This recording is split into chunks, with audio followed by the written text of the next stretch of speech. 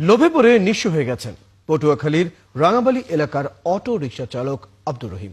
তার দাবি, বাংলাদেশি ৩৬ লাখ টাকা মূল্যের সৌদির রিয়াল পাওয়ার লোভে তিনি নিজের সঞ্চয় ধার দেনা করে মোট ৩ লাখ টাকা জোগাড় করেছিলেন, কিন্তু রিয়াল ছিল প্রতারক চক্রের ফাঁদ।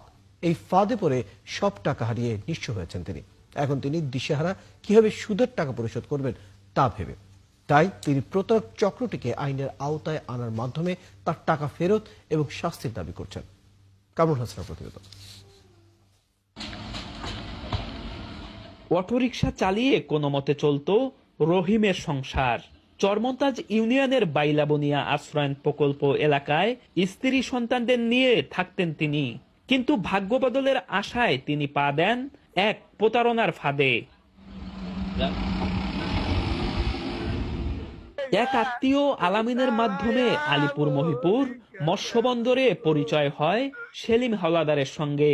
সেলিম সেখানে ফেরি করে চুরি বিক্রি করত, কিন্তু এর আড়ালে ছিল রিয়াল দেখিয়ে গোপনে প্রতারণার ব্যবসা।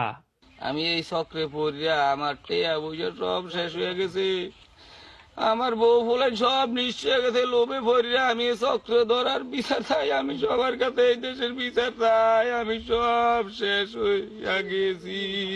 সেলিম রহিমকে লোভ দেখায় ৩,৬০,০০০ টাকা দিলি ১২০০ পিস রিয়ালের নোট দেয়া হবে, যা ব্যাংকে জমা দিলি পাবে ৩৬ লাখ টাকা। বিশ্বাস জন্মাতে তাকে দেয়া হয় ৫০ রিয়াল এবং ১০০ রিয়ালের দুটি নোট। গত ২রা ডিসেম্বর রহিম ভোলা দক্ষিণাইচা ইসলামী ব্যাংকে এগুলো ভাঙিয়ে ৪৫০০ টাকা পান। এরপর নিজের সঞ্চয়, ধার দেনা আর সুদের উপর টাকা ধার করে মোট ৩ লাখ টাকা জোগাড় করেন রহিম। রহিমের দাবি, গত ৩রা ডিসেম্বর সকালে রহিম ও তার ভাইরা ভাই আলামিন বরিশালের বাকেরগঞ্জ উপজেলা স্বাস্থ্য কমপ্লেক্স গেটের সামনে পৌঁছান। টাকা দেওয়ার আগে রিয়াল দেখতে চাইলে সেলিমের সঙ্গে থাকা সহযোগীরা রহিমের কাছ থেকে ৩ লাখ টাকা ছিনিয়ে নেয়। সকালবেলা আমাদের না জানায় ওরা দুই ভাই ওই টাকার লোভে ওই দেশে যায়, ওই টাকাগুলা চিনচিরা ইয়া করিয়া চিনাই লইয়া যায়। আমরা হইন না, সবে তো কান্দাকাটি, কেউ বেউসি করে। এই প্রতারণা করে সে সবকিছু নিঃস্ব হয়ে গেছে। এইরকমের যে কেউ আর এই লোভে না পড়ে।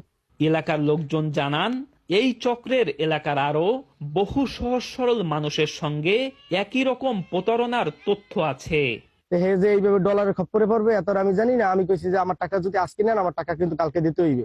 রহিমের একটা মেয়ে ক্লাস 9-এ পড়ে, কিন্তু আজকে রহিমের এই কাহিনীর কারণে মেয়ে পড়ালেখা বাদ দিয়া গার্মেন্টস করতে চলে গেছে। এটা সুষ্ঠু তদন্ত করিয়া এটা বিচার চাই আমি, এবং ওর মতন যে আর অন্য কেউ কোনো ভাই ব্রাদার না বিপদে পড়ে। ভোটার আইডি কার্ড অনুযায়ী প্রতারক সেলিমের বাড়ি বরগুনার তালতলির মালিপাড়া গ্রামে। বাবা কাদের হাওলাদার। কামরুল হাসান, ৭১, রাঙাবালী, পটুয়াখালী।